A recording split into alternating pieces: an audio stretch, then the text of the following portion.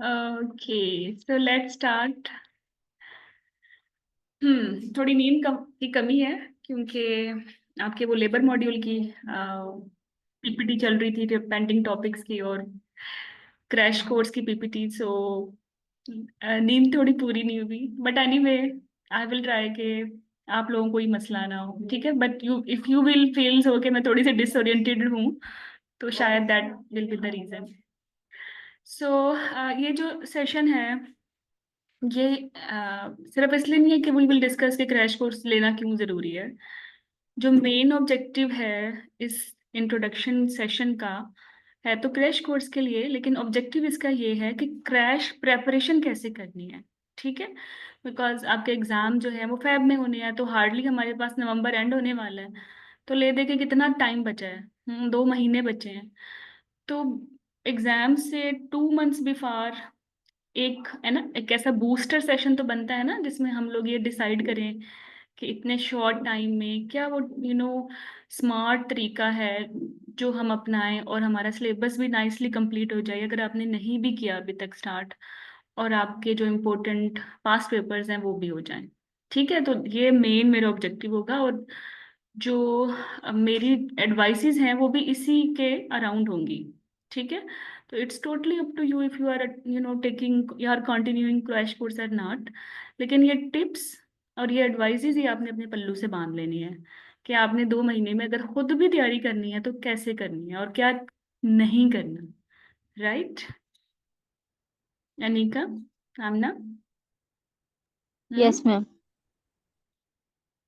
Okay, तो पहले तो मुझे तुम लोग ये बताओ कि जो लोग शुरू से हैं, लाइक 3 मंथ्स बिफोर जिन्होंने कोर्स ज्वाइन किया था, जो या फिर कुछ ऐसे भी हैं लाइक अनीका, जो अब जिन्होंने अभी ज्वाइन किया है 1 मंथ बिफोर या 1 वीक बिफोर। तो अभी तक जो आपने जो लेक्चर्स लिए हैं या सेशंस लिए हैं, जूम सेशंस, तो क्या आप लोगों का फीडबैक है? अच्छा, क्वेश्चंस मेरे ये हैं कि लेक्चर समझ आ जाता है आपको? सेटिस्फेक्शन को आप कैसे ग्रेड करेंगे? और आफ्टर टेकिंग द लेक्चर आपको ज़रूरत पड़ती है बाकी सोर्सेज ओपन करने की, लाइक जीटीजी, नाइस या टोक आर्टिकल या इवन योर टेक्स्ट बुक?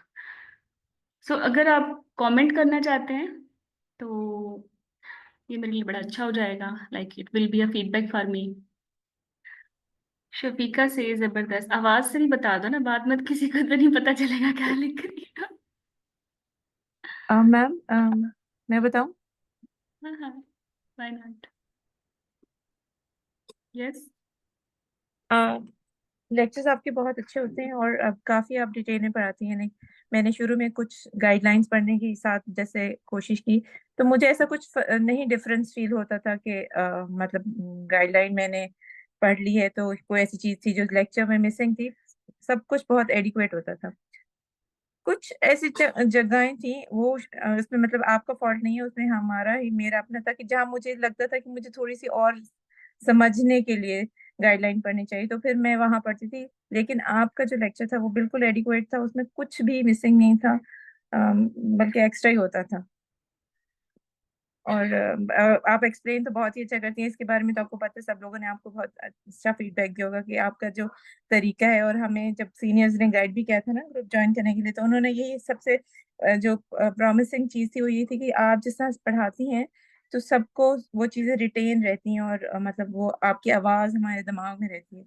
तो ये एक चीज। Thank you. चलो, thank you very much Farkhanda. तो इससे तो बड़ा अच्छा हो जाएगा ना, पता है मोटिवेशन बड़ी ज़रूरी होती है। ऑब्वियसली मेरी जिम्मेदारी तो है, मैंने तो पढ़ाना ही पढ़ाना फीडबैक आए ना आए, लेकिन बिकॉज ऑफ फीडबैक जो क्वालिटी है ना वो वाकई निखर जाती है। तो thank you for this acknowledgement. बाकी कोई और कुछ कहना चाहे? अब जो आपका मैडम थ्योरी जैसे कोर्स। मैंने ना आपका थ्योरी कोर्स मतलब आईएमएम के टाइम से लिया हुआ है। तो अब जैसे कि अभी मैंने तो अभी लिया है आफ्टर आईएमएम। तो ये है कि चीज़ें काफ़ी ना इजी हो गई हैं। वो सारी चीज़ें से अभी मैंने ऑफिस स्टार्ट किया, तो वो तकरीबन सारी चीज़ें वही थी, थोड़ी सी चीज़ें ना एडिशनल हैं, अब वो उसके साथ जो है ना हमने ऐड कर देनी है। लेकिन बाकी चीज़ें क्योंकि वो पहले से आपके साथ ही हैं, तो वो चीजें ना इजी हो गई हैं अब हमारे लिए करना। Thank you Anika. And Sabeen.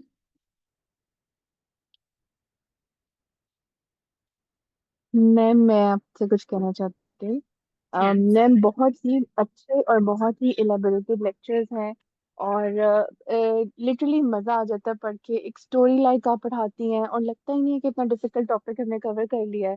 और बाद में जब हम उसका ओरिजिनल डॉक्यूमेंट पढ़े भी तो ऐसा नहीं लगता कि कुछ भी मिस हुआ है।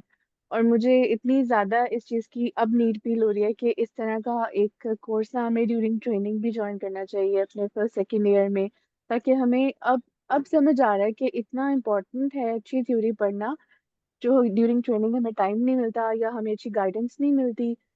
अगर ये सब कुछ हमें तब आता तो बहुत डिफरेंस हो जाता हमारी प्रैक्टिसिंग में, और हमारी नॉलेज में, और हमारी एप्लीकेशन ऑफ नॉलेज में। तो मैं तो बहुत सेटिस्फाइड हूँ आपके सारे थ्योरी कोर्स से। Thank you Amna for boosting me. And अच्छा सबीन। डॉक्टर ऑलवेज मार्सी, वेलकम, बहुत सारी दुआएं आपके लिए। थैंक जज़ाकल्लाह। यू बिल्कुल वेरी मैं भी यही कहना चाहूंगी कि बड़ा कंफर्टेबल हो जाता है। आप इतना स्ट्रक्चर्ड और इतना लाइन वो देते हो ना कि फिर खुद को एफर्ट नहीं करनी पड़ती कि भाई हमने क्या करना है, कब करना है। यानी समझ लें कि बस सब आपके सर पे डाल के ना हम कंफर्टेबल हो जाते हैं। ओके, इतने में हम कवर कर और आपके लेंगे। आपके अब तो लेक्चर हर सुनते करार सुनते सो होगी। भी जाते हैं। आपकी इतनी अच्छी प्यारी आवाज है कि कभी भी ऐसा नहीं लगा कि हम बहुत थक गए हैं या हमने बहुत सुन लिया है। तो ज्यादा हो अक्सर गया मेरी तो। आंख लग जाती है मेरी आंख लग जाती है, मैं उठती हूँ तो फिर वो 40 मिनट्स आगे गया होता है, फिर मैं उसको स्टॉप करती हूँ। मतलब I literally want to thank you for the efforts you put in. और ये बहुत मुश्किल काम है जो आप कर रही हैं, इतना डिटेल से पहले खुद पढ़ना, फिर किसी को समझाने के लिए आपको और तरह से पढ़ना पड़ता है, हर एंगल से। तो thank you ma'am, thank you very much. और थैंक मैम यू मैं ना अमना। एक ये चीज आप कह और रही है। ऐड करना चाहती हूँ। मैंने ना पहले आपका नंदा। Theory course okay. जी पिछला लिया था लास्ट, मतलब मैंने ये मेरी सेकंड अटेम्प्ट होगी। और मेरे पास टाइम कम था, मार्च में मेरी ट्रेनिंग एंड हुई थी, और मतलब जैसे दो पहला महीने तो ऐसे ही जाया होगा, फिर मैंने 3 महीने थे, और बट शायद मैं इतनी अच्छी तैयारी नहीं कर पाई। लेकिन मैंने एक चीज नोट की कि वो जो पेपर के बाद अब आपके जो लेक्चर्स थे ना, उसमें उसके अकॉर्डिंगली नई चीजें ऐड इन हो गई जिनकी रिक्वायरमेंट थी। ठीक है ना।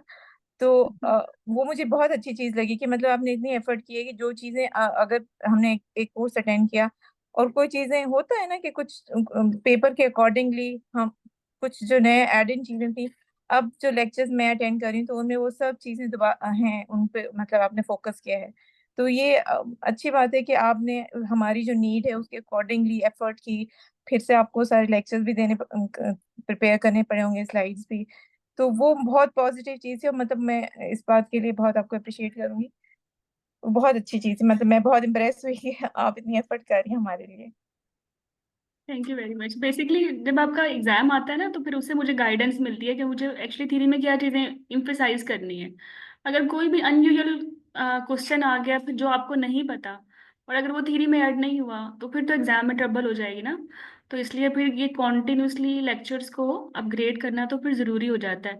हालांकि जीटीजी अपग्रेड नहीं होती, लेकिन मे बी पढ़ाते हुए ना मैं उन चीज़ों को पॉइंट आउट नहीं करती क्योंकि मेरे माइंड में भी नहीं होती कि एग्जाम में कभी आया जो नहीं है। बट अगर आ गया है और थ्योरी में हाईलाइट नहीं हुआ ना तो फिर ये फिर ये थोड़ा सा वो हो जाता है, बैड अप हो जाता है कि लाइक आप थ्योरी कर रहे थे और आपको नो वन टोल्ड यू कि एग्जाम क्वेश्चन है और ये ऐसा करना है। तो ऑल्दो एफर्ट तो लगती है, लेकिन फिर जब आप लोग पास हो जाते हो तो फिर अच्छा भी लगता है। बस साथ साथ आपने दुआ भी करनी है, लेकिन ये कि definitely very nice efforts All और prayers. Highly appreciated. चलें सो यस इफ यू अस्सलाम वालेकुम बाकी। मैम। हाँ वालेकुम सलाम, हु इज विद अस? जी शैला बात कर रही हूँ मैडम मैं। तो जी बस मैं ये शहला। कहना चाहती हूँ मैडम कि मेरा जो ट्रेनिंग का और अब जो एग्जाम का गैप है, जिसमें मैं अटेम्प्ट देती रही हूँ, तकरीबन 9 ईयर्स का गैप है। 9 ईयर्स के बाद मैंने अब स्टडी करना दोबारा शुरू किया। तो जिस वक्त ट्रेनिंग कर रहे थे तो क्लिनिकल नॉलेज तो बहुत था, लेकिन थोरेटिकल नॉलेज बहुत जीरो था। मल्टीपल अटेम्प्ट दिए, रिटर्न क्लियर भी हुए, फेल भी हुए। लेकिन जो मुझे अब लगता है कि अब मुझे रिसेंटली आपके कोर्स के बारे में किसी ने बताया और मैंने अटेंड किया कि बहुत ज्यादा गैप था क्लिनिकल नॉलेज में और थ्योरेटिकल नॉलेज में। यानी कि जो आप थ्योरी पढ़ाते हैं उसमें क्लिनिकल भी बहुत एप्लीकेशन है और चीजें कवर हो जाती है। और मैं कहती हूँ काश अगर हमें ट्रेनिंग के दौरान हमारी जो सुपरवाइजर्स हैं उन्होंने हमें सही तरह गाइड किया होता या हमें इसी तरह कवर किया होता, तो शायद आज से 4 5 6 7 साल पहले मैं अपना पार्ट 2 क्लियर कर चुकी होती।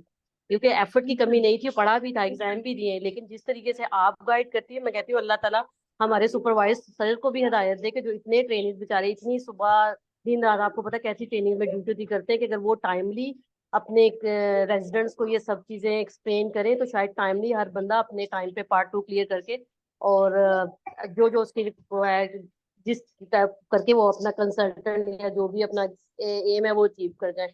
लेकिन मसला सिर्फ यही है कि अभी भी अल्लाह का शुक्र है कि अल्लाह ने आपको ऐसा मेंटोर बनाया है कि बहुत ज्यादा हेल्प दी। देखिए IIM हमें उसको कुछ भी नहीं होता था, बस ज्यादा हो आपको पता गया। सुपरवाइजर कैसा गाइड करते हैं। Just thank you so much कि अल्लाह ताला ने आपको हमारे दरमियान भेजा और बहुत से लोगों का आप भला करें, बहुत से लोगों का। थैंक तो यू मुझसे तो वेरी ये मच। थैंक यू बहुत सो छोटी मच। और होंगी। मुझे लग रहा है कि वाकई ही मैं पढ़ रही हूँ। और आप यकीन माने कि मेरे पास कोई बुक नहीं है, ठीक है, मैं आउटसाइड इधर पाकिस्तान में नहीं हूँ, तो मेरे पास कोई बुक नहीं, सिर्फ और सिर्फ मैं आपके लेक्चर्स को फॉलो करती हूँ। और कोई जो सॉफ्टवेयर कॉपीज उनमें मैं देखती हूँ तो मुझे लगता है मुझे बुक्स पढ़ने की जरूरत भी नहीं है, आपके लेक्चर मोर देन इनफ है। तो थैंक यू सो मच, मुझे पढ़ के वाकई बहुत मजा आता है। और थैंक जिस यू तरह मेरी फॉर कुलीग दिस ने बात की है एक्सटेंसिव कि फीडबैक। हम सो जाते हैं, वाकई ऐसे होता है कि लेक्चर सुनते सुनते सो जाते हैं। और अक्सर रात को मैं लगा के और आपका लेक्चर कानों में और फिर सो जाती हूँ सुनते सुनते। तो thank you so much, thank you so much. और thank you doctor very Hira, much. मैं भी कहना चाहूंगी कि मैं भी बड़ी पुरानी ग्रेजुएट हूँ और ट्रेनिंग भी मैंने 2013 की खत्म की हुई है। पर अभी जिस तरह आपने शुरू में मुझे बताया था ना कि ड्यूअल स्टोरी ये सब चीजें अब फालतू, ऑनेस्टली स्पीकिंग कि उससे पहले ना मुझे लग रहा था कि मैं तैयारी कर रही हूँ, but I am nowhere, कुछ समझ ही नहीं आ रही थी, क्योंकि इतने अरसे में बड़ी चीजें चेंज हो गई हैं और फिर इतना सारा वो मटेरियल कहीं से पाइल करना, इकट्ठा करना, उसको बड़ा मुश्किल था। और इसमें कोई शक नहीं है कि भाई आपने बड़ी एफर्ट, और यकीन जाने मेरे बच्चे माशाल्लाह they are grown ups now, I have a married daughter also. तो वो कई दफा जब मैं इस तरह लेक्चर सुन रही होती हूँ ना आपके, तो वो कई दफा पूछते हैं कि आंटी कैसे कर लेती हैं इतना कुछ। अभी भी मैं आई हूँ, मैं उनके साथ लंच पे थी एंड दे वर आस्किंग कि मामा आंटी कैसे कर लेती हैं इतना। तो इट्स रियली मुझे अंदाजा है कि बीइंग मैरिड और बीइंग मदर, इन सब चीजों को साथ लेके चलना और आपकी एफर्ट वाकई में बड़ी अप्रिशिएबल है हमारे लिए। ठीक है, thank you thank you dear, Sameen, thank you thank you so. Sameen, अब तो बहुत अच्छा लग रहा है आगे कंटिन्यू करना। चलें, सो लेट्स स्टार्ट। MRCUG 2 कहाँ से आ गया भाई? अच्छा देखो, MRCUG हो चाहे FCPS हो चाहे MCPS हो चाहे MS हो इवन, तो अगर आपके पास 60 डेज है ना, तो फिर सिर्फ कंटिन्यू करो आगे, किसी और का तो नहीं रह गया फीडबैक? अगर रह गया तो प्लीज आप चैट बॉक्स में लिख दें, मैं पढ़ लूंगी। ठीक है, चले। सो वी वर हेयर कि शॉर्ट टाइम में कैसे तैयारी करनी है। ठीक है, थ्योरी तो ऑब्वियसली आप लोग कर रहे हो, बट अब जो है ना पेपर्स भी करने हैं। ठीक है, तो ये की है सक्सेस की, पेपर पास करने की सक्सेस की। अच्छा, तो आपका जो पासिंग क्राइटेरिया है, अगर मैं इसको 100% अगर एज्यूम करूँ ना, और तो इसको हम डिवाइड करते हैं 60-40 की रेशियो में। थ्योरी नो डाउट, अगर थ्योरी अच्छी है तभी तो रिकॉल्स अच्छे होंगे, तभी तो पेपर अच्छा होगा। लेकिन अगर आपकी थ्योरी अच्छी है, मान लिया जाए कि आपने थ्योरी अच्छी पढ़ी है, तो रिकॉल्स को प्रैक्टिस करना आपकी सक्सेस का 60% बनाता है। और इसकी रीजन ये है कि ऑलमोस्ट 60% जो क्वेश्चंस होते हैं वो आपके एग्जाम में रिपीट होते हैं, है ना? आपको देखे भाले लग रहे होते हैं, ऑल्दो सम टाइम कुछ नए बज आ जाते हैं, कुछ नई चॉइसेस आ जाती हैं जो कि आप इजीली टेक ओवर कर लेते हो, बिकॉज आपकी जो 40% थीरी थी ना, मतलब इस टोटल पेपर में, वो बहुत जबरदस्त थी। तो अगर ये थीरी आपकी अच्छी है, देखो थीरी अच्छी है, तो फिर 60% मैजिक जो है ना आपका पास पेपर से आएगा। पास पेपर्स में एक थोड़ा सा इशू है। अगर आप लोग भी जितने भी हो ना राइट नो अभी जूम सेशन में, और अगर मैं 10 क्विज भी आपके सामने लाइव कराऊं और एग्जैक्टली आफ्टर एन आवर मैं आपको कहूँ रिप्रोड्यूस करो, तो जो 10 क्वेश्चंस या वो क्विज जो अभी आपने सॉल्व किए ना, आप उनको रिप्रोड्यूस करोगे तो उन सबको अगर मैं कंपेयर करूं तो वो सारे नए क्विजेज होंगे ना। मतलब शैला जो रिकॉल करेगी वो थोड़ी चीजें और ऐड कर देगी या भूल जाएगी, एक ऑप्शन भूल जाएगी, एक बस भूल जाएगी, मे भी कुछ ऐड भी कर दे, बिकॉज 10 के 10 लंबी लंबी स्टेटमेंट और ऑप्शंस याद करना मुश्किल हो जाता है। तो वो जब 10 क्विज आएंगे ना बाय 10 अदर पर्सन्स, तो वो नया पेपर बन जाएगा। तो यही रिकॉल्स में होता है, जब आप पेपर दे के आते हो 200 क्वेश्चंस को प्रॉपरली रिकॉल करना ना थोड़ा मुश्किल होता है। तो एग्जैक्टली पेपर तो हमें नहीं मिलता, ठीक है। अगर हम उन्हीं पेपर को क्रैम कर लें, तो जब एग्जाम में वो पेपर आएगा वो तो डिफरेंट होगा ना कुछ तो बस डिफरेंट होगा, कुछ ना कुछ तो चॉइस डिफरेंट होगी। तो फिर तो मुश्किल हो जाएगा। अगर आप वही ऑप्शन चूज करके आओगे जो आपने प्रैक्टिस में क्रैम की थी, तब तो ये गलत हो जाएगा ना। तो उसको सेंस दे के उस पेपर को अप्रोच करना, ये मैजिक जो है आपकी स्ट्रॉन्ग थ्योरी से आएगा। तो दोनों ही साइड बाय साइड चलती हैं, लेकिन जो कि 60% रिकॉल्स रिपीट होते हैं, तो 60% अब आपने लास्ट 60 डेज में जो अपना टाइम देना है वो रिकॉल्स को देना है, ठीक है। ओके। अच्छा, अभी जब आपके पास टाइम कम है ना, तो और आप तैयारी भी पहली दफा कर रहे हो, आई नो मेजोरिटी तो मेरे साथ ही कर रही थी, लेकिन कुछ लोग ऐसे भी हैं जिन्होंने अभी मिड में ज्वाइन किया या रिसेंट ज्वाइन किया। तो उनके लिए मुश्किल हो जाएगा होल टॉपिक को रीड करना। अभी थोड़ा जान ब्रेक ले लेते हैं।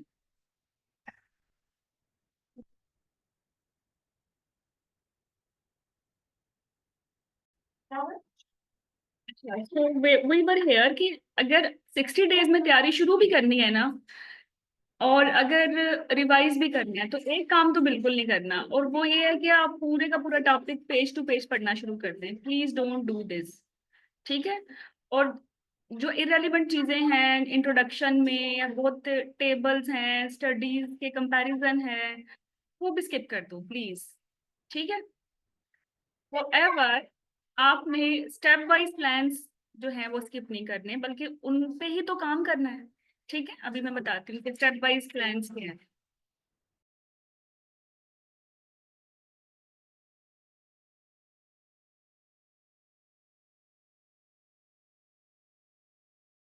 ठीक है, तो स्टेप वाइज जो मैनेजमेंट है उस पे आपने फोकस करना है। जैसा जिसकी एग्जांपल में अभी आपको जो हमारा लेटेस्ट पीपीएच का टॉपिक है वही लेते हैं कि आपने स्टेप वाइज अगर पीपीएच की थेरेप्यूटिक मैनेजमेंट करनी है तो कैसे चलना है, प्रिवेंशन में कैसे चलना है, कार्डियक में कैसे चलना है, हाँ सिस्टमैटिक में कैसे चलना है।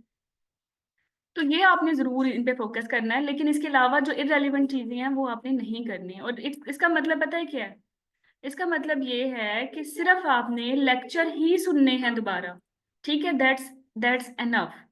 और अगर आप चाहें तो उन्हीं स्लाइड्स की आप ले लो screenshot, that will be your notes, right.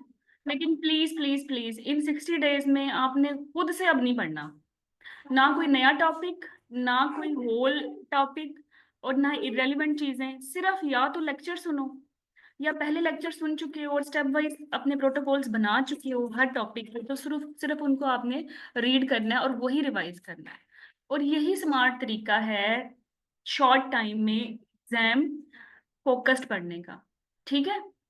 अब स्मार्टनेस क्या होती है? अभी देखो ना, इस बंदे को सर पे लेके इतनी बड़ी बाल जा रहा है, मूव तो कर रहा है, लेकिन दूसरा इसको रोल करता हुआ लेके जाता है, और वो ज्यादा फास्ट नहीं लग रहा आपको ये वाला बंदा? और थोड़ा एंजॉय भी कर रहा है, और इसकी तो हार्ड वर्क करके थोड़ी सी हालत भी खराब हो गई है। तो देखो, स्मार्ट वर्क आपको वैसे तो जिंदगी के हर चीज में चाहिए, लेकिन ये इंतहाई जरूरी है जब आपके पास टाइम भी नहीं है। तो बस अब आपने क्या करना है, आपने कोई नई चीज नहीं पढ़नी। अगर आप थ्योरी कोर्स में हो, जो थ्योरी के लेक्चर्स हैं वो डबल स्पीड पे सुन लो, क्योंकि सुनते हुए काफी सारी आपकी सेंसेस जो होती हैं इन्वॉल्व हो रही होती हैं, साथ साथ हैंडी पॉइंट्स बना लो, ये तो परफेक्ट तरीका है। और अगर आप ने थ्योरी कोर्स नहीं लिया, बिकॉज अभी मैं क्रैश कोर्स की बात करूंगी, तो कुछ लोग ऐसे भी हैं जिन्होंने थ्योरी नहीं ली, और थ्योरी खुद से तो पढ़ी है ना, तो थ्योरी जैसे भी पढ़ी है, ये बेटे उसकी बताशा काम हाँ मैं काम करते हैं, ये मेरा ओके। अच्छा हाँ स्टिकर लगाने सॉरी। अच्छा, तो हम कहाँ थे?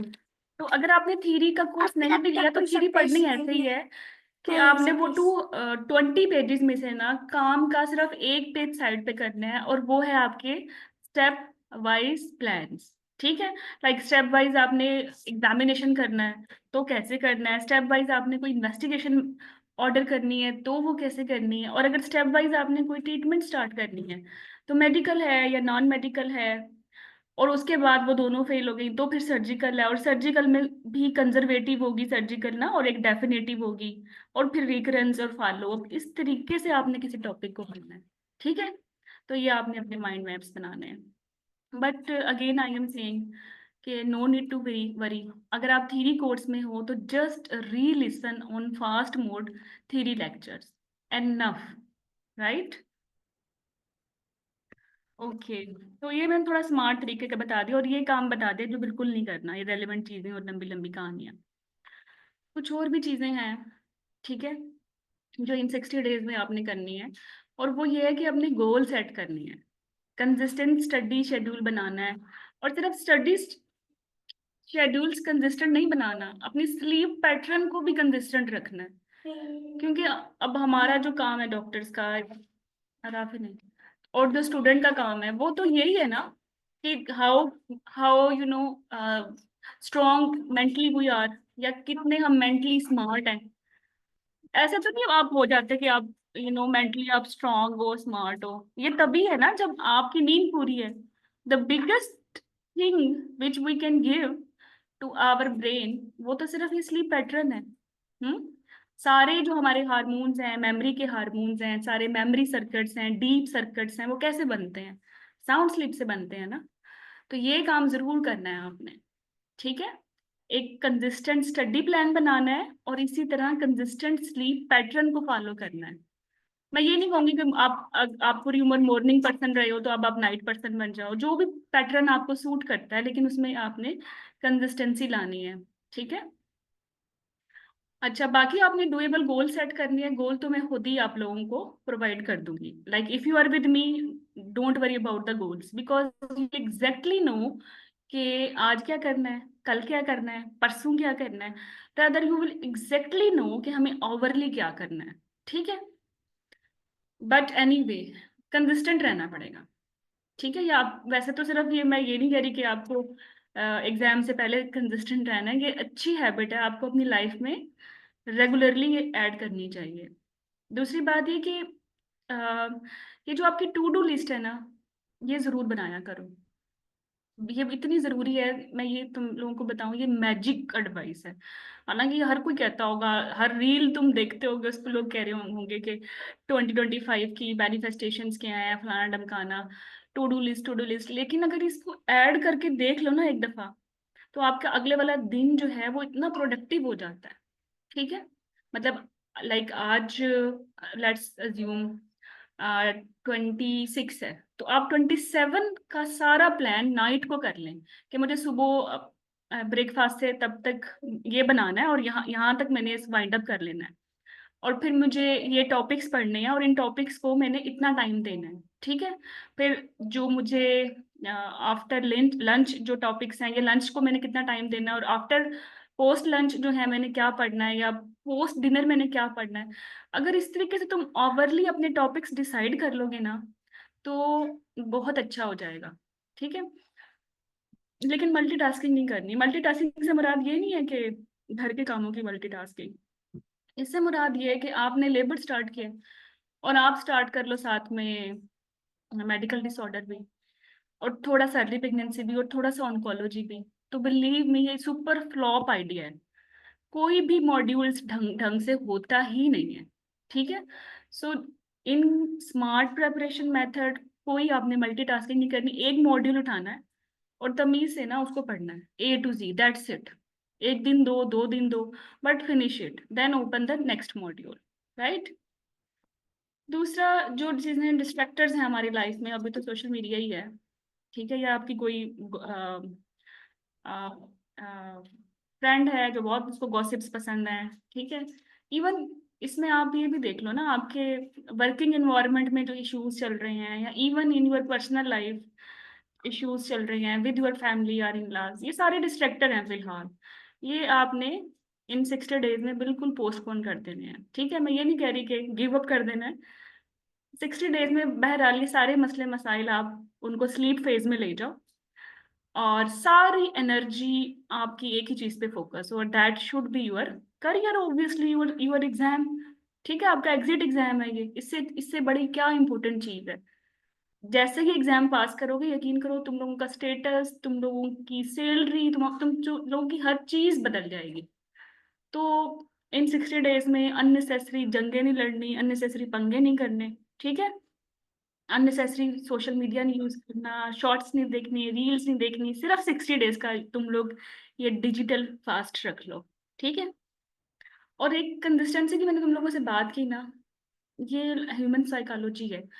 अपनी स्टडी स्पेस को भी नीट रखो, और उसमें हर वो चीज हो आपको बार बार ना उठ के जाना पड़े, ठीक है। पानी पीना है तो पानी मौजूद हो, कि फ्रिज में ना जाना पड़े, फ्रिज में जाओगे तो भूल जाओगे, लाइक कुछ और करना, कुछ और खाने बैठ जाओगे। और इस प्रेपरेशन मोड में तो फिर बहुत ज्यादा भूख भी लगती है किचन के चक्कर लटके रहते हैं। मैं तो खैर अपनी बात कर रही हूँ। तो जो चीज आपको चाहिए ना, it should be around you. आपने कमरे से कम ही निकलना है। अगर आपने डिसाइड कर लिया है कि लाइक 9 से 11 AM मुझे पढ़ना है, तो मेक श्योर कि इस टाइम विंडो के अंदर अगर कोई चीज आपको पोटेंशियल जरूरत पड़ेगी ना, ठीक है, वो आपके अराउंड ही हो। और मोबाइल को थोड़ा साइड पे रखें 9 से 11 AM, अगर ये विंडो आपने चूज की है अपना अपना कोई टॉपिक पढ़ने के लिए, ठीक है। दूसरी बात ये कि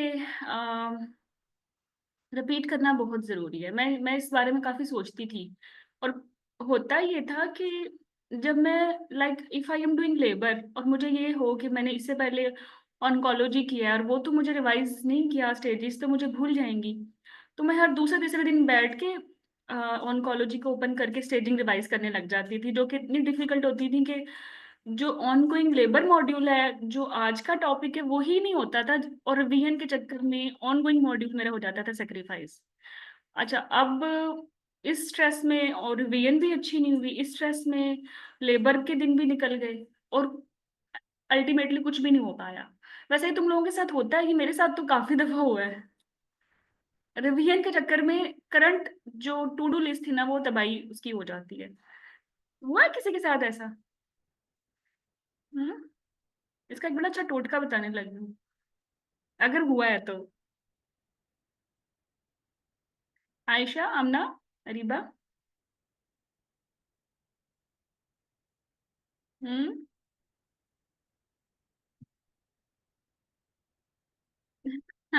तुम लोग रिवाइज नहीं करते इसका मतलब है।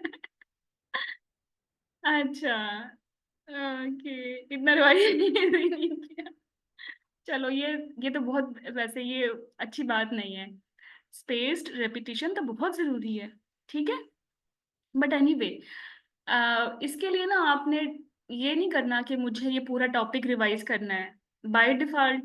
जब आपका रेगुलर कोर्स भी हो रहा था ना, तो मैंने आप लोगों को बताया था कि हर वो नया टॉपिक जो 15 दिन पहले पढ़ा है ना, मिनिमम जो मैक्सिमम गैप है वो 15 डेज है, मिनिमम है 1 वीक, वो जरूर आपको एक दफा ना उसको रीड करना चाहिए, देखना चाहिए उसके नोट्स ना। ये बहुत जरूरी है, रिवीजन तो बड़ी जरूरी है बच्चों। हाँ, बट एनीवे, अगर रिवीजन की आदत नहीं है तो डाल लो। इन 60 डेज में आपने डाल लेनी है, और मैंने आप लोगों की रिवीजन वॉल्स भी बनवानी है। सबने बना के मुझे पोस्ट करनी है कि क्या चल रहा है क्या नहीं चल रहा है, and I will tell you कि रिवीजन वॉल के लिए आपके कौन से मॉड्यूल या टॉपिक्स होने चाहिए, ठीक है। बट एनीवे, रिवीजन के लिए सिर्फ आपने टॉपिक्स नहीं रखने के, मुझे नेक्स्ट वीक संडे को मैंने ये टॉपिक सारे करने हैं। आपने रिवीजन के लिए आवर रखना है कि मुझे ये 5 आवर चाहिए, like if you fixed it कि मुझे संडे को, एक संडे से लेके नेक्स्ट संडे तक आपने बहुत सारी चीजें पढ़ी है ना। ये हमारे पास कितने दिन हैं टोटल? हमारे पास पूरा वीक है ना, लेट्स अज्यूम ये हमारे पास इतने सारे दिन हैं। तो इसमें एक टॉपिक पढ़ा है, इसमें एक टॉपिक पढ़ा है, प्रोबेबली ये न्यू टॉपिक्स भी होंगे, ठीक है। आपने सुन लिया, चलो आपने, मैं अज्यूम करती हूँ आपने, you are with me in theory course as well, तो आपने पीपीएच पढ़ लिया, एपीएच पढ़ लिया, आपने ओब्स इमरजेंसीज कर ली, आपने सीपीआरस पढ़ लिए, ठीक है। और आपने CTGs कर ली, तो ये आप इतने सारे टॉपिक्स पढ़ लिए हैं। अब अगर आप इनको रिवाइज नहीं करोगे ना, तो फिर जब भी पढ़ोगे दोबारा से एफर्ट करनी पड़ेगी। लाइक अगर ये सारे टॉपिक्स आज किए हैं आपने, और अगर आप इनको 2 या 3 महीने बाद करते हो पहली दफा, तो ये इनको करने में दोबारा से नई एफर्ट है। लेकिन अगर आप एग्जैक्टली 1 वीक के गैप के बाद इन्हीं टॉपिक्स को जो आपने ये पढ़े हैं इन 6 डेज में बैठ के नाइसली 5 आवर देख के सारे रिवाइज कर लो, तो जब आप इनको एग्जाम से पहले रिवाइज करोगे तो they will take only minutes, 40 minute only. ठीक है, क्योंकि आप इसको यहाँ स्पेस्ड रिपीटिशन इनकी कर चुके हो, आपके मेमोरी सर्किट्स यहाँ स्ट्रांग हो गए हैं। ठीक है, तो ये जरूर करना है कि आपने वीकली 5 आवर जरूर देने हैं रिवीजन को। ठीक है, सिर्फ 5 आवर से ज्यादा बात बढ़े तो बस छोड़ दो, जो उस दिन का टास्क है फिर वो शुरू करो। ये समझ आ गई मेरी बात राबिया? हम्म।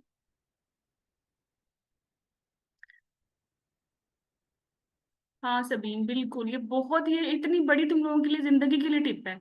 अभी ये एग्जाम तो नहीं करना, इंशाल्लाह आगे भी करोगे, MRCPI, MRCOG, बहुत सारे बड़े बड़े काम इंशाल्लाह करोगे। लेकिन अगर तुम ये चीज रख लो ना कि तुमने लाइक ये जो पिछले हफ्ते सारे नए नए टॉपिक्स पढ़े हैं उनको एट 7th डे बैठ के क्विकली बस रिवाइज कर लो। इतना भी बॉदर करने की जरूरत नहीं कि मुझे याद है या नहीं याद, सिर्फ पढ़ लो एक दफा। या जो आपने हैंडी पॉइंट्स बनाए थे, या जो आपने फ्लैश कार्ड सेव किए थे, ठीक है, या अपना ग्रुप ही ओपन करके फ्लैश कार्ड का एक दफा बस देख लो, सिर्फ एक हफ्ते के बाद। और फिर दूसरे हफ्ते इनको ना करो, दूसरे हफ्ते तो फिर दूसरे हफ्ते के टॉपिक्स होंगे ना जो पिछले 6 दिनों में किए हैं। तो अगर कोई चीज 2 दफा पढ़ ली है ना, वो 60 डेज में याद रहती है। अगर कोई भी चीज 2 दफा पढ़ ली है ना, वो 60 डेज में याद रहती है। चाहे आप बिफोर एग्जाम आपको टाइम ना भी मिले तो समहाउ आप उसमें से की निकाल सकते हो। लेकिन शर्त ये है कि 2 दफा तो पढ़ी हुई हो ना, तो 2 दफा तो फिर इसी तरह बनेगा ना। हम्म। चलो, अच्छा, ये फिर इसके बाद ये है कि आ, जब भी पढ़ा करो ना, ऑब्वियसली मैं तो हाईलाइट करती हूँ आपको बज़वर्ड्स, ठीक है, लेकिन फिर भी एक्टिव लर्निंग टेक्निक्स जरूर आप खुद से भी इस्तेमाल करना सीखो। समरीज बनाना, बज़वर्ड बनाना कि पॉसिबल इसमें क्या बज़वर्ड हो सकता है, क्योंकि एग्जाम तो आप ही दोगे ना, तो वो तो पेपर आप ही अटेम्प्ट करोगे, तो उसमें से तो बस आपने ही ढूंढना है। तो ये प्रैक्टिस फिर इन 60 डेज में आपने शुरू कर देनी। ठीक है, सो ये मेरी गोल्डन टिप्स हैं। अगर आपको समझ आ रही हैं तो लाइक $1,000,000 ये टिप्स हैं, बिलीव मी। और सबसे इम्पोर्टेंट इस पूरे पेज में जो टिप है ना, वो ये है टू डू लिस्ट। वरना ये होता है कि अगर आप अपना दिन प्लान नहीं करते तो कोई और आके प्लान कर लेता है। किसी किसी फ्रेंड का कोई मसला है, किसी ने आपके साथ मूवी देखनी है, या किसी ने शॉपिंग पे जाना है तो वो आपको साथ ले जाएगा। तो someone else will plan your day if you have not planned it। अगर आपने प्लान किया होगा कि 9 to 11 मुझे तो ये करना है, एक्सक्यूज मी मैं अवेलेबल नहीं हूँ, ठीक है, और मुझे 3 to 5 तो ये काम करना है, नॉट अवेलेबल, तो सारी पार्टी, सारे फंक्शन, सारी एक्स्ट्रा जो चीजें हैं वो आप खुद ही रीशेड्यूल कर लोगे, and your priority will be your to do list. ये बहुत इंपॉर्टेंट टिप है, ये मुझे खुद जाके अब समझ आई है जब मैं अपने एग्जाम दिए हैं अभी। It is a magical tip. Okay, बाकी बाकी भी हैं। अपने नोट्स जरूर बनाने चाहिए फॉर लास्ट रिवीजन।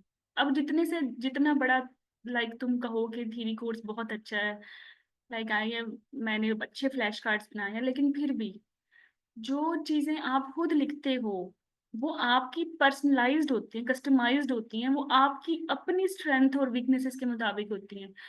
क्योंकि जब मैं फ्लैश कार्ड बनाती हूँ ना, तो मैं अपना हिसाब किताब देखती हूँ। लाइक मुझे ये चीज भूल जाती है तो मैं स्पेसिफिकली उसका निमोनिक जरूर बना के तुम लोगों को देती हूँ। ये तो अच्छी बात है कि मैं बहुत ही मीडियोकर एक स्टूडेंट रही हूँ थ्रू आउट माई लाइफ। तो जो मेरी मुश्किलें परेशानियां हैं, मुझे लगता है कि 90% जो मीडियोकर्स हैं वो उन्हीं की परेशानियां होती हैं, लेकिन फिर भी अल्लाह ने आपको यूनिक पैदा किया है ना, आपकी यूनिक स्ट्रेंथ्स हैं, आपकी यूनिक वीकनेसेस हैं। हर हर टॉपिक से रेलेवेंट आपके अपने ही मसाइल हैं। तो जब आप अपने नोट्स बनाओगे ना, तो वो they will be tailor to your own strength and weaknesses. उसकी कोई रिप्लेसमेंट नहीं है। और you should make it for your last revision plan. ठीक है। मैं जब एग्जाम में दे रही थी तो मुझे ना ये जो फिगो के डोजेज हैं ये मुझे बड़ी भूलती थी। और जो मेरी स्टडी पार्टनर थी उसको तो नहीं भूलती थी, उसको तो उसकी तो पता नहीं कैसी मैथमेटिक मेमोरी थी। वो बहुत ही बड़ी अच्छी थी मैथ में, और मैं चौंकी की मीडियोकर मेडिकल स्टूडेंट हूँ, मैथ मेरा अच्छा नहीं था। मैं हमेशा भूलती थी, वो हमेशा अच्छे याद करती थी। अब बताओ उसके नोट्स मेरे लिए इफेक्टिव हैं? She is very good in math, I am not.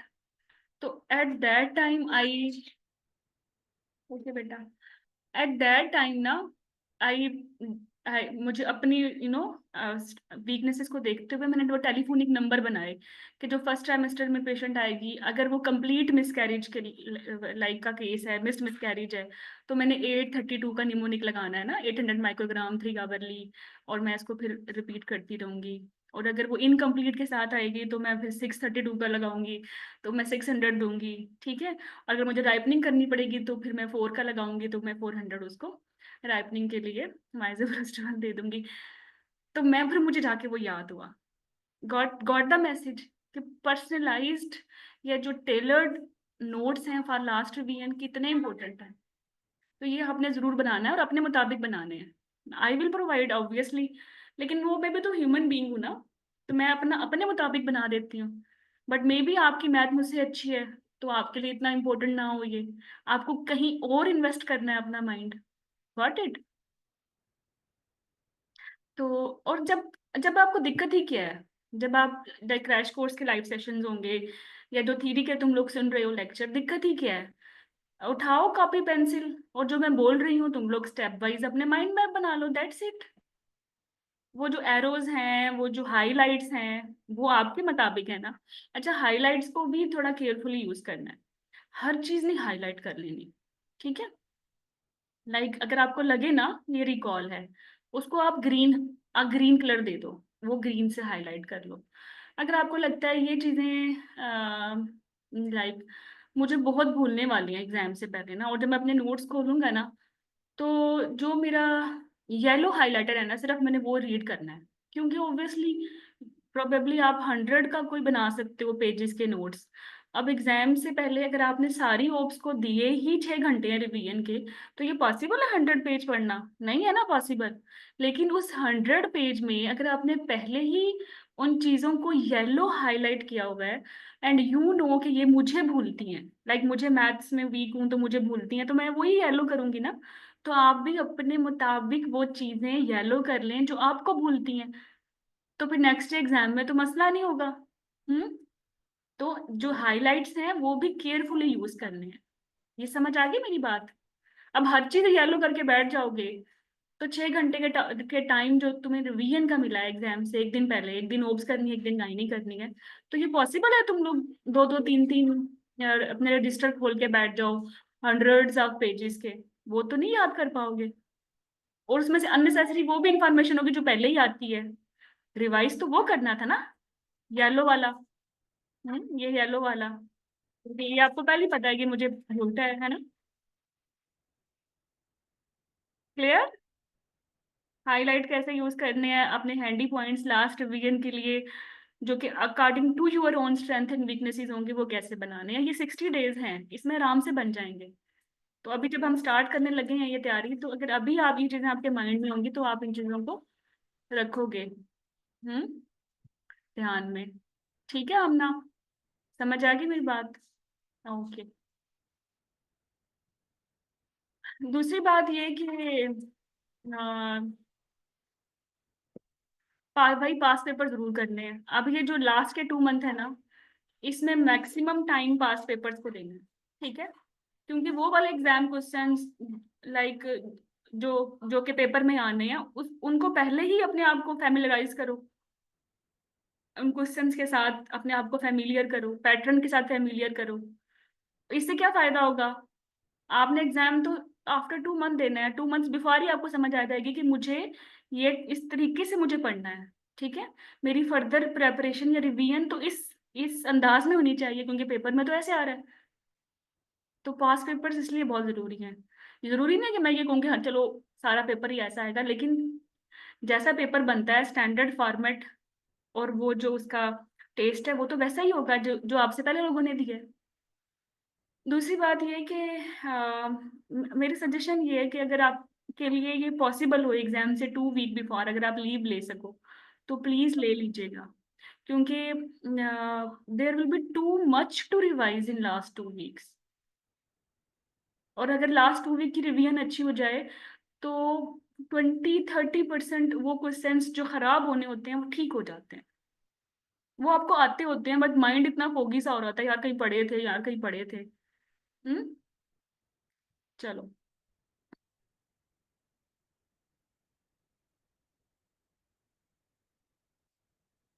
IRATA की मैं बात करती हूँ।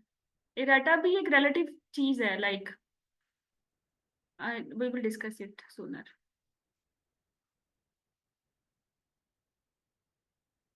बट एनीवे सबसे बड़ी एडवाइस तो ये है कि अपनी टू डू लिस्ट बनाओ, ठीक है। अपने लास्ट मिनट रिवीजन नोट्स बनाओ, कलर कोडिंग करो केयरफुली।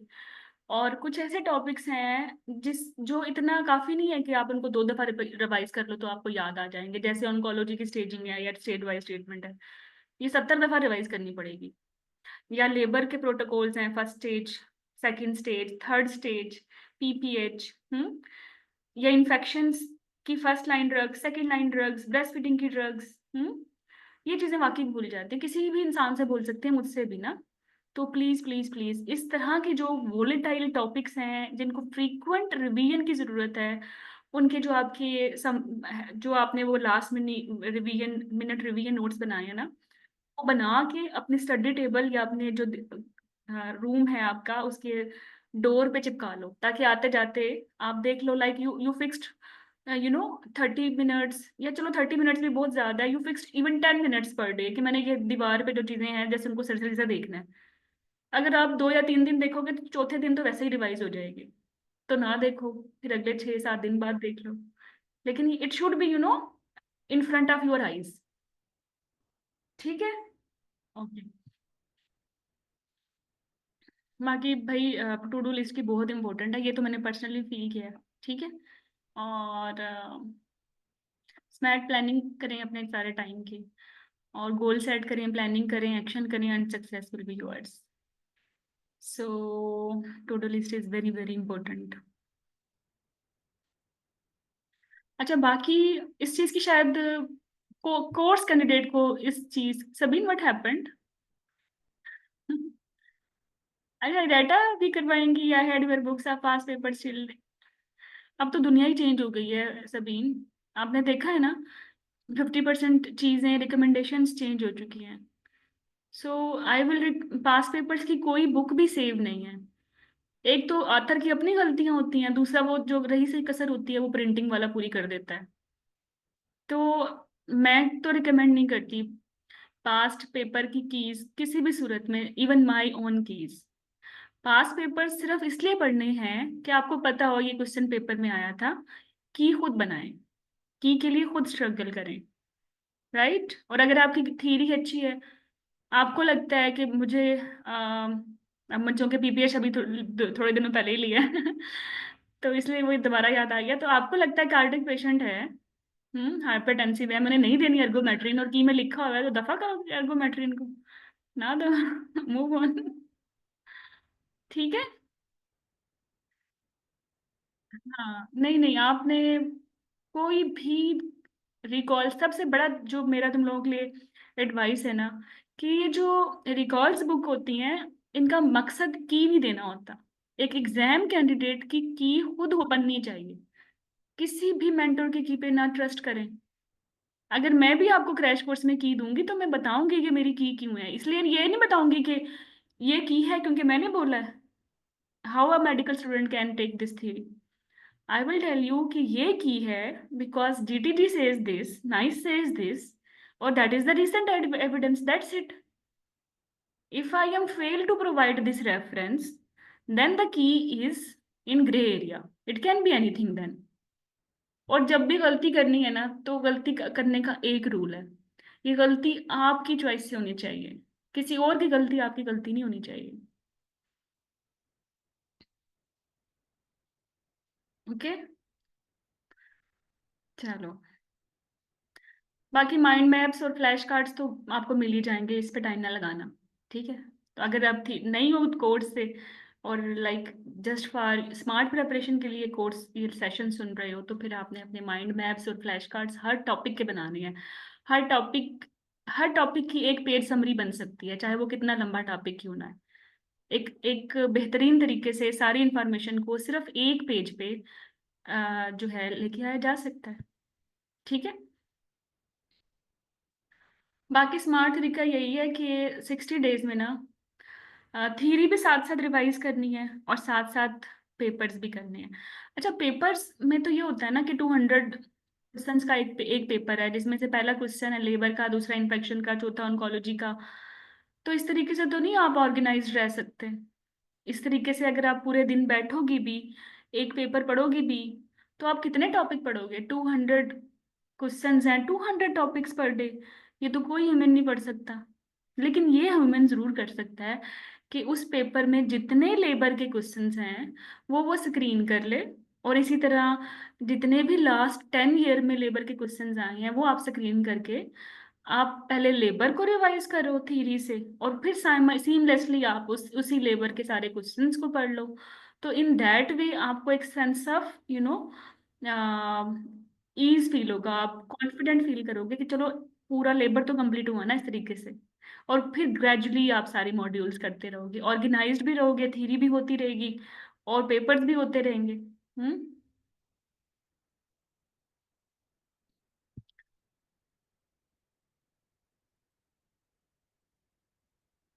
ओके, अभी बुक्स के बारे में बताती हूँ मैं, ठीक है।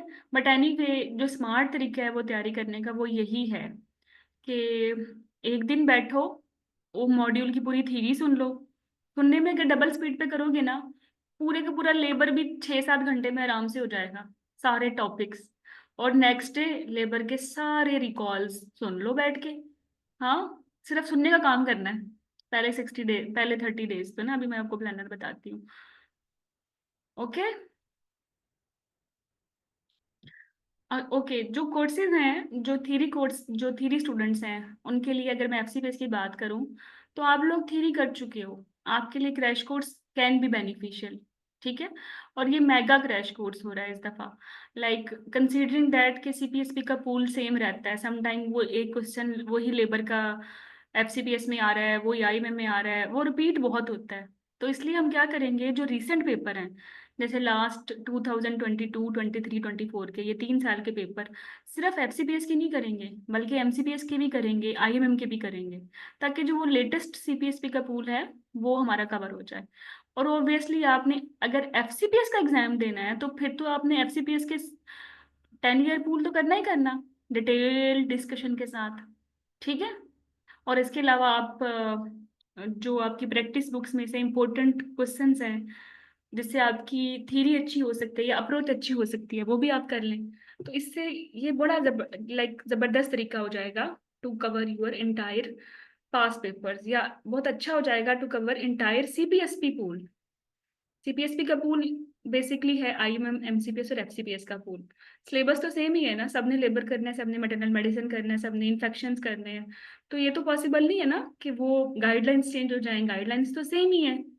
When syllabus is same, CPSP is same, then pool should be also the same, और ये सेम ही है। And you will many times see कि एक ही क्वेश्चन बहुत बार बार वो डिफरेंट पेपर्स में रिपीट हो रहा होता है। अगर कोई नया क्वेश्चन आता है तो आई हैव नोटिस्ड कि 2023 में अगर वो आया है आईएमएम में, जैसे मुझे अभी से याद है MDSPR पीपीएच का की एक कमेटी थी, वो आईएमएम की टॉक्स में आई, और अभी एफसीपीएस का टॉक्स नहीं हुआ था। तो मैंने कहा ये MDSPR कभी नहीं आया और ये इन्होंने आईएमएम में दिया ना, ये देंगे एफसीपीएस में भी। तो जब एफसीपीएस के टॉक्स था उसमें कभी, हालांकि पास पेपर्स में कभी MDSPR कमेटी के बारे में बात नहीं हुई, बट मैंने उनको वो करवाया कि ये आ चुके हैं आईएमएम में तो आप कर लो। और believe me it was in their exam. तो इस तरीके से इवन टॉक्स भी रिपीट हो रहे होते हैं नए नए, और इसी तरह क्वेश्चंस भी रिपीट हो रहे होते हैं। तो इसलिए अब आप इतना giant pool, if you are appearing in FCPS, तो आप एमसीपीएस आईएमएम का तो नहीं कर सकते, लेकिन एटलीस्ट रिसेंट 2 ईयर के पेपर तो कर सकते हो ना। ठीक है, तो क्रैश कोर्स में हम 10 ईयर का, अगर एफसीपीएस का एग्जाम दे रहे हो तो 10 ईयर का हम एफसीपीएस का पूल करेंगे, लेकिन लास्ट 2 ईयर के एमसीपीएस और आईएमएम के पेपर्स भी करेंगे। और ये पेपर्स पेपर वाइज नहीं होंगे, ठीक है। इनके लिए like what I have done, जो 3 ये जो ईयर के पेपर हैं एफसीपीएस के, एमसीपीएस के, आईएमएम के, मैंने इनका कंबाइंड पूल बना दिया। इनके पेपर्स एक ही एआई टूल में डाले, और उस एआई टूल ने क्या किया, जो भी ऑन्कोलॉजी के क्वेश्चन से वो सेपरेट कर दिए, मैटरनल मेडिसिन के सेपरेट कर दिए, और लेबर के सेपरेट कर दिए। तो हर जो मॉड्यूल था उसके कोई 300 क्वेश्चंस निकल आए। उसमें अगर रिपीट भी निकाल दें तो 100 क्वेश्चन बचे ना पीछे। तो जो जो लेटेस्ट पूल है लास्ट 3 ईयर का, और वो इतना इम्पोर्टेंट है ऑब्वियसली क्योंकि वो according to the latest guidelines है, तो वो हम लाइव करेंगे। और उसके बाद वाला जो पूल होगा, like if you are appearing in FCPS, तो फिर हम वो डिटेल में करेंगे, लाइक 2017 का पेपर डिटेल में, फिर 18 का, फिर 19 का, फिर 20 का, फिर 21 का, फिर 22 का, फिर 23 का, और फिर 24 का। लेकिन साथ ही लाइव लेके रिसेंट पूल को हम मॉड्यूल वाइज कर लेंगे। आप लोगों को मेरी बात समझ आ रही, आयशा? ये क्रैश कोर्स हम कैसे करेंगे? जी मैम। जी मैम। Okay, thank you. अच्छा, दूसरे कैंडिडेट्स, कुछ कैंडिडेट्स ऐसे हैं जो थ्योरी में हमारे साथ नहीं थे, तो उनके डिसहार्ट होने की ज़रूरत नहीं है। अगर आप इन 60 डेज को स्मार्टली उन्हीं टिप्स के मुताबिक यूटिलाइज करते हो जो अभी मैंने डिस्कस किए हैं, आप नए सिरे से थ्योरी भी कर सकते हो, और ये ज़्यादा सीमलेस प्रेपरेशन हो जाएगी। लाइक अगर एक दिन हम लेबर की थ्योरी आपको एक्सेस मिल जाए और वो सारे लेक्चर फटाफट सुन लो फास्ट मोड पे, और सेकंड डे आप उसके सारे रिकॉल्स विद एक्सप्लेनेशन सुन लो, और थर्ड डे आपको उस उनको रिवाइज कर लो, तो ऑल डन, सीमलेस। तो if you have not taken theory seriously, तो आप कंप्रिहेंसिव के साथ ऐसे कर सकते हो। प्लानर आपका ऐसा ही होगा, like if we will revise anything in theory, हम उसी मॉड्यूल के ही रिकॉल्स करेंगे, ठीक है। लाइक अगर अभी हमारा चल रहा है सर्जिकल मॉड्यूल, राइट, नहीं सर्जिकल तो नहीं चलेगा, इसके बाद यूरोगाइनी शुरू होगा। तो when we will do urogynae in theory course, हम यूरोगाइनी ही क्रैश कोर्स में करेंगे, ठीक है। ओके, अच्छा, तो this is about our FCPS, और सेम अबाउट एमसीपीएस। एमसीपीएस में हम क्या करेंगे, चूंकि एमसीपीएस का भी तो सीपीएसपी का ही पूल है ना, तो एमसीपीएस वाले एमसीपीएस के लास्ट 3 ईयर का पूल, एफसीपीएस का लास्ट 3 ईयर का पूल, आईएमएम के लास्ट 3 ईयर का पूल लाइव करेंगे।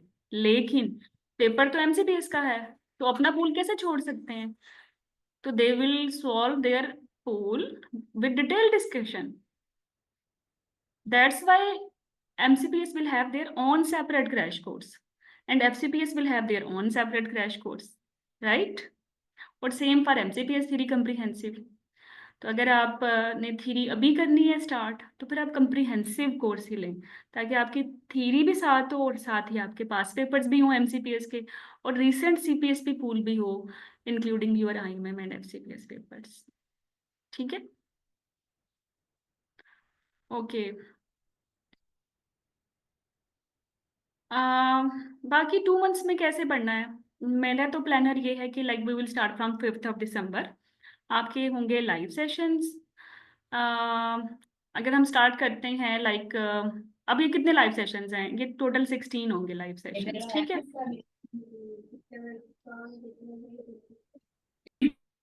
तो we will start from 5th। तो surgical module post op complication, इस पे जितने भी आपके लास्ट 3 ईयर का पूल है, जिसमें एमसीपीएस, आईएमएम और एफसीपीएस के पेपर्स हैं, उनमें जितने भी question surgical and post op complications के हैं, we will do them live, ठीक है।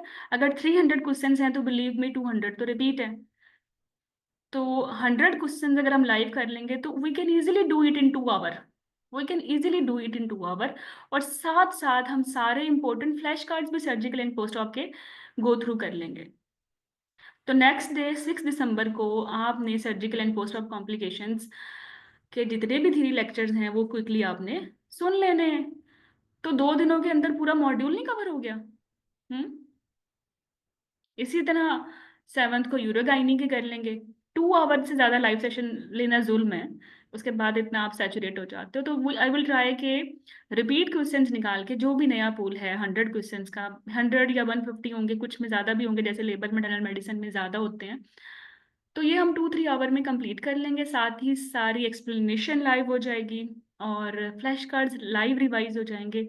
If you can not attend this session live तो इसकी रिकॉर्डिंग आपको वेबसाइट पे अवेलेबल हो जाएंगी। टेलीग्राम काफ़ी तंग करता रहा है पिछले दिनों, तो that's why the entire crash course will be on website. ठीक है। अच्छा, यूरोगाइनी किस तरह लाइव सेशन लेके आपने सारे रिकॉल्स कर लिए रीसेंट FCPS MCPS IMM के, और साथ में नेक्स्ट डे यूरोगाइनी के सारे लेक्चर्स भी क्विकली सुन लिए, तो हो गया यूरोगाइनी। अगर इसी तरह ही करते रहेंगे हम, तो believe me with in 32 days हमारी पहली स्ट्रॉन्ग रिवीजन हो जाएगी, including your recalls, including your theory. और still we will have 30 more days. और उन 30 डेज में अब हम अगर पास पेपर्स करते हैं तो हमें पता होगा, like we know everything in detail. वो सारे पास पेपर्स मैक्सिमम आप लाइव सेशंस में भी कर चुके हो, तो अब आप उनको पेपर वाइज करोगे तो वो रिवीजन भी हो जाएगी, या 1-2 क्वेश्चंस अगर आपको लगा मिस हो गए हैं तो वो भी अब पेपर वाइज में सारे के सारे आ जाएंगे। Like if you are FCPS candidate, तो आपका जो लास्ट 10 ईयर का पूल है पेपर वाइज जनवरी में सारा ड्रिल होगा। अगर MCPS की हो तो फिर MCPS का पूरा पूल ड्रिल होगा paper wise, page to page. ठीक है। सो जो आपका फिर प्लानर बनेगा 60 डेज का, वो ऐसा होगा ना, लाइक यू नो एग्जैक्टली कि मुझे डे 1 पे ये मॉड्यूल करना है और नेक्स्ट डे मुझे इसी की सारी थीरी करनी है, 3rd को मैंने ये करना है और नेक्स्ट एग्जैक्टली मैंने 4th को क्या करना है, और एग्जैक्टली यू नो के 60 डेज में मैंने कैसे पढ़ना है। तो believe me there will be no point कि आप ये एग्जाम जो है बाय एनी मीन आप मिस कर सको, because you are doing step wise. Theory भी अच्छे से कर रहे हो, रिकॉल्स भी एक अच्छे अंदाज से कर रहे हो। ऐसा नहीं होगा कि आई विल टेल यू कि ये पुअर रिकॉल है, ये 2 ऑप्शंस हैं तो ये की है। नो नो, जब हम लाइव लेंगे तो हम लेंगे कि ये रिकॉल तो है, बट इसकी आइडियल की यही है। चूंकि चॉइस में तो नहीं है, लेकिन अगर एग्जाम में आती है तो इट शुड बी आइडियल की, बिकॉज ये बजवर्ड है। ठीक है। और अगर हम ऑप्शन बी पिक कर रहे हैं तो ये सिर्फ इसलिए पिक कर रहे हैं कि हमें नहीं पता बाकी 3 चॉइसेस क्या थी, तो इनमें ये एक्सक्लूजन की है, दैट्स इट। तो please don't run after exclusion keys. Exclusion की विल कीप ऑन वेरी, कितनी कोई एक्सक्लूजन कीज बंदा बनाएगा। तो अपने अपने माइंड को ट्रेन करना है फॉर आइडियल कीज। ठीक है। जब और आपको टॉपिक अच्छे से आता है ना, तभी तो आप आइडियल की बनाओगे। इवन एक्सक्लूजन की भी तभी बनती है ना जब टॉपिक अच्छे से आता है, तो वो भी साथ साथ रिवाइज हो रहा है। तो इस तरह सिर्फ ये ब्लाइंड क्रैमिंग नहीं है आपकी रिकॉल्स बुक की, ये एक सेंसिबल अप्रोच है कि ये एग्जाम लाइक क्वेश्चंस हैं। अगर एग्जाम में ऐसे ऐसे आएगा तो हमें पता है कि हमारी आइडियल की क्या है। अगर कोई भी बस चेंज हुआ, we know the second best ideal key should be this. Okay. Hmm. तो आपका मॉड्यूल, ये आपका डे वाइज प्लानर होगा। ठीक है। Live session will start from 5th of दिसंबर, ताकि 5th ऑफ जनवरी तक हमारे सारे लाइव सेशंस और एक फर्स्ट रिवीजन हो चुकी, फर्स्ट रीड हो चुकी हो, ताकि उसके बाद फिर हम अपने पेपर वाइज स्टार्ट करेंगे। एनीवे, तो और उसके बाद भी लाइक हार्डली 20 पेपर्स हमारे पास बचेंगे ना, तो एक पेपर हम रोज करते रहेंगे और हर 2-3 पेपर के बाद एक रेस्ट डे ले लेंगे। और अगर आप इतनी ज़्यादा एफर्ट कर चुके हो ना पहले ही, तो वो 200 पेजेस 200 क्वेश्चंस पढ़ना बड़ा इजी हो जाता है। रोज आराम से इतना स्टेमिना बन जाएगा कि रोज 200 क्वेश्चंस का एक पेपर आराम से तुम लोग सेंसिबल वे में जो है वो सॉल्व कर सकोगे। लेकिन उस वो तभी कर पाओगे जब दिसंबर आपका अच्छा गुजरेगा, ठीक है। 5 दिसंबर को आपका surgical and post op complications का लाइव सेशन है, फिर उसके बाद आपको रिवीजन डे मिल रहा है थ्योरी रिवाइज करने के लिए, फिर नेक्स्ट डे यूरोगाइनी का लाइव सेशन है, उसके बाद आपको रिवीजन डे मिल रहा है थ्योरी रिवाइज करने के लिए। कॉन्ट्रासेप्शन का लाइव सेशन है, तो नेक्स्ट डे आपको पूरा टाइम मिल रहा है उसकी थ्योरी को रिवाइज करने का। इसी तरह STDs, early pregnancy, general gynae थोड़ा बड़ा है ना, इसलिए 2 सेशंस बनते हैं इसके। तब फर्टिलिटी, ऑन्कोलॉजी भी बड़ा है तो इसके 2 सेशंस बन जाएंगे। फिर एएनसी भी थोड़ा बड़ा है तो इसके भी 2 सेशंस बन जाएंगे। मेटरनल मेडिसिन भी बड़ा है और ऑब्वियसली लेबर भी बड़ी है, ठीक है। तो जो बड़े मॉड्यूल्स हैं वो हम 2 लाइव सेशंस में कवर कर लेंगे, उनके लिए टाइम भी ज़्यादा मिल जाएगा। तो एग्जैक्टली 5 जनवरी तक यूर ऑल लेटेस्ट, सिर्फ एफसीपीएस के पेपर नहीं होंगे बल्कि एमसीपीएस के पेपर्स भी होंगे, आईएमएम के भी पेपर्स होंगे। और फिर जनवरी में FCPS students will solve only their FCPS papers and MCPS candidates will solve only their MCPS papers, and few MS candidates will also join, and in January they will solve only MS papers.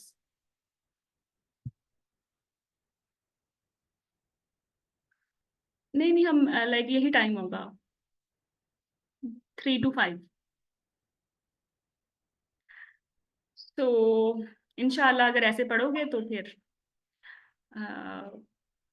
you will be successful.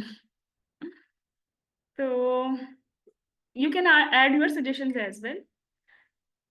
इतने अरसे से लगे हम teaching, तो मैं day by day हर attempt के बाद इम्प्रूवमेंट्स ऐड करती रहती हूँ। तो this is the finest version of crash course to solve theory and past papers together. बाकी क्विज़ेस भी आपके आते रहेंगे, ठीक है। सो और फिर इस दफ़ा लाइक सेशन रिकॉर्डिंग तो वेबसाइट पे होगी, लेकिन चीज़ें थोड़ी ऑर्गेनाइज रही ना, तो आफ्टर ज्वाइनिंग द कोर्स हर मॉड्यूल का जो सभी हम नेगोशिएट करके टाइमिंग कर लेंगे। We can even take it on night as well, बच्चे सुला के भी, ठीक है। 2 घंटे आपको हर अल्टरनेटिव डे पे मुझे सुनना होगा, लाइव सुन लो या रिकॉर्डिंग में सुन लो, बस बाकी तो सारा टाइम आपका है ना। लेकिन उन 2 घंटों से आपको आइडिया हो जाएगा कि बाकी टाइम क्वालिटी तरीके से कैसे चीजें पढ़नी है। हाँ, क्योंकि कोर्स अब वेबसाइट पे है तो easy for us to conduct a mock.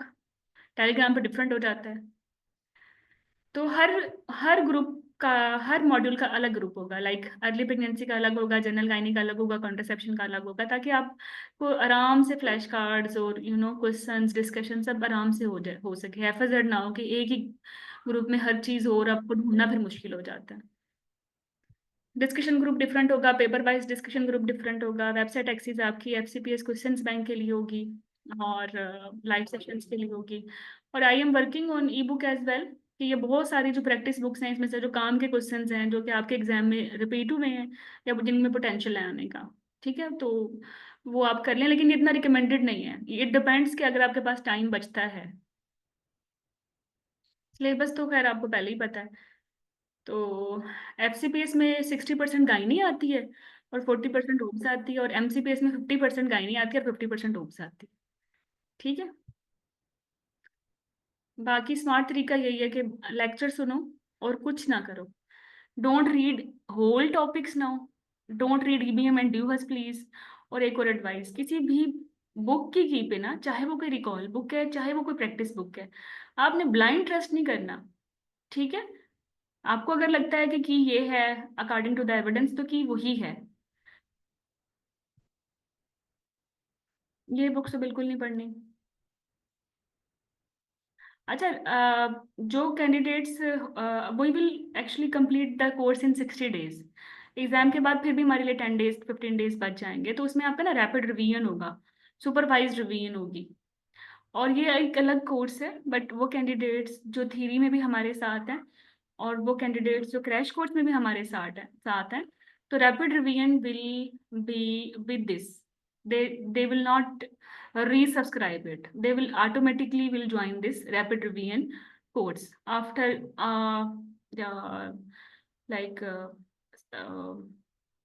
few formalities, कि अगर आपको कोर्स अच्छा लगा है तो यू विल कंटिन्यू। होएवर अगर आपने सिर्फ क्रैश कोर्स लिया है या सिर्फ थ्योरी कोर्स लिया है और फिर उसके बाद आप चाहें कि रैपिड रिवीजन लेना है, तो then it will be on subscription, but it will be free for those who are in theory and crash course.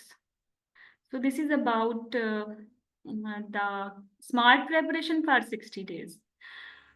और डाटा तो आराम से हो जाएगा ना, जब हम जनवरी में पेपर वाइज करेंगे तो हमारी कीज तो फिर एविडेंस बेस्ड होंगी, फिर तो बहुत सारी कीज चेंज होंगी जो ओल्ड गाइडलाइन से जिनकी कीज बनी है, ठीक है। और जो लिमिटेड ऑप्शंस के साथ क्वेश्चंस होते हैं उनका डाटा नहीं होता, उसमें बस आपकी दो कीज होती हैं, एक आइडियल की और एक होती है बस एक्सक्लूजन की।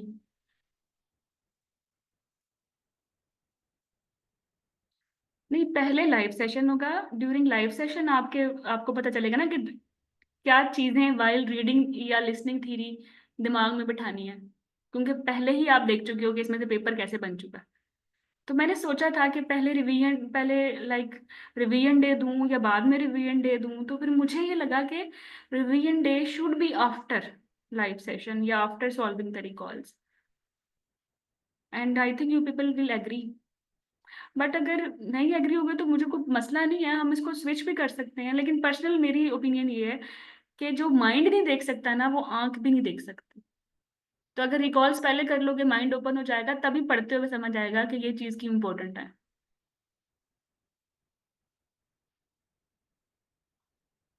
तो दिस इज अबाउट लेकिन मेरा ख्याल है पहले थ्योरी कर लेंगे, इसमें ये होगा कि फिर हम डिस्कशन आपसे ज्यादा बेहतर तरीके से कर सकेंगे कि what should be the key, हम एक्टिवली उसमें इन्वॉल्व होंगे एज कम्पेयर टू कि हम फिर सोए बच्चों की तरह कहें कि जो यानी फिर आपको ज्यादा करना पड़ेगा। और तो मुझे लगता है कि हमें थ्योरी रिवाइज पहले कर लेना चाहिए ताकि हम एक्टिवली उसको डिस्कशन करें उसके ऊपर, एवरीवन हैज इट्स ओन से, और हम मिलके उसको करें, इजंट इट? एक्चुअली सभी आपकी बात में भी लॉजिक है, तो हम एक में कर लेंगे डिस्कशन पहले और थ्योरी बाद में, और दूसरे में हम कर लेंगे थ्योरी पहले और डिस्कशन बाद में, फिर आप खुद ही समझ जाओगे कि क्या चीज़ बेहतर है। How is that? मुझे लगता है कि जब मैं रिकॉल्स कराऊंगी तो मैं ऐसे थोड़ी ना बताऊंगी कि ये कर लो, और डेफिनेटली मैं क्विकली वो टॉपिक डिस्कस करूंगी ना आपके साथ थ्रू द फ्लैश कार्ड्स, तो टॉपिक तो ड्यूरिंग रिकॉल्स ही कवर हो जाएगा। और मे ठीक बी है, the recalls discussion will be that much effective कि आप थ्योरी वैसे ही स्किप कर दें, अगर आपने पहले अच्छे से की हुई है तो वो बाय डिफॉल्ट उसी में कवर हो जाएगी। बिल्कुल ऐसा ही है, डेफिनेटली आपका भी टीचिंग का एक्सपीरियंस है। वही बात आपके वाली कि इसको हम ऑल्टरनेट पे जरा करके एक्सपेरिमेंटल देख लेंगे कि एक में हम पहले थ्योरी हाँ, रिवाइज हम कर लेंगे फिर देख करेंगे। लेंगे, और एक में आप पहले करा लें, और तब भी हम देख लेंगे कि जो हमें फिर होगा तो उस लिहाज से हम आपको फीडबैक दे देंगे। ठीक है, एग्रीड। लेकिन ये तरीका ठीक है कि पहला महीना हम लेटेस्ट पूल कर लें और जो सेकंड मंथ है उसमें पेपर वाइज कर लें। ठीक है, बाकियों से सजेशन मांग लें, लेकिन मेरा ख्याल है कि इट्स पेपर गुड। वाइज पहले करते हैं ना, तो फिर आप हर क्वेश्चन में आपको क्वायरी होगी और इतनी अननेसेसरी आपका टाइम जाया होगा। क्यों? लाइक अगर हमने ईसीबी के सारे रिकॉल्स लेके एक दफा कर लिए, तो अब ईसीबी जहां भी आएगा ना, आपको पहले ही पता है कि की क्या होनी है ना। तो पेपर वाइज करते हुए आप तंग नहीं होंगे कि चलो ईसीबी है तो पहले ही पता है ना। Got it?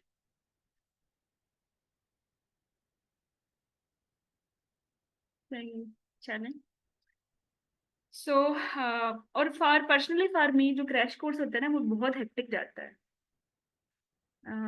क्योंकि आप अगर लाइक 100 स्टूडेंट्स भी हो तो 100 स्टूडेंट्स की डिफरेंट क्वायरी होती है, और फिर उसको इंडिविजुअली एड्रेस करना कि उसको समझ भी आए, तो it's really challenging for me. और ऐसा तो नहीं है कि आपको समझ ना आए और हम कहें चलो आगे चलो आगे चलो, जब तक किसी एक बच्चे को नहीं समझ आता वी कांट मूव फर्दर।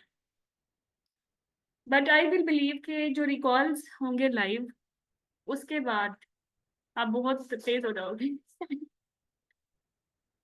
तो लेट्स सी। उसमें ऐसा ही है ना, उसमें फिर जिसको समझ आ रही होगी वो आपकी हेल्प कर देगा ना, जो बच्चा नहीं समझ रहा होगा उसको समझाने में, चाहे वो मैं ही हूँ। नहीं नहीं, पता है क्या, एक दफा लेबर के आपने रिकॉल्स कर लिए ना, तो फिर लेबर का कोई भी क्वेश्चन किसी भी पेपर में आएगा, आपको पता है कि ये की बननी है ना। इट्स और इसी तरह जब आप दिसंबर में सारे मॉड्यूल्स कर लोगे तो फिर पेपर भी तो उन्हीं मॉड्यूल से आ रहा है ना, तो आपको ऑलरेडी पता होगा कि ये की है और ये क्यों है। तो लास्ट टाइम ये था when I conducted this discussion, group खाली होता था। अच्छा, जब उससे पहले हमने जूम सेशन जब हमने एंड पे लिए थे तो रोज कोई 600 700 जो है वो क्वायरीज होती थी। तो फिर मुझे अंदाजा हुआ कि ये क्वायरीज तो बहुत टाइम लेती हैं, मतलब आप स्क्रॉल कर करके पागल हो जाते हो कि आंसर किधर है ना, फिश मार्केट ही बन जाती है। तो जो वो सारी queries, when I am teaching last 7-8 years, मुझे पहले ही पता होता है कि बच्चों को यहाँ फंसने हैं, यहाँ क्वायरी है। अगर वो पहले ही उसको एक्सप्लेन कर दिया जाए ना तो आपका टाइम बच जाता है। वो टेलीग्राम वाली जो वो लंबी लंबी गॉसिप्स है ना, उससे जान छुड़ जाती है। और एंड में तो सुनसान पड़ा होता है discussion group, and I keep on posting कोई any query any query any query, and there is no query. So you will love the live session. No worries, अगर आप लाइव नहीं भी लोगे तो recording will be available, but we will love it. Okay, okay, thank you very much, and thank you for the feedbacks and offers.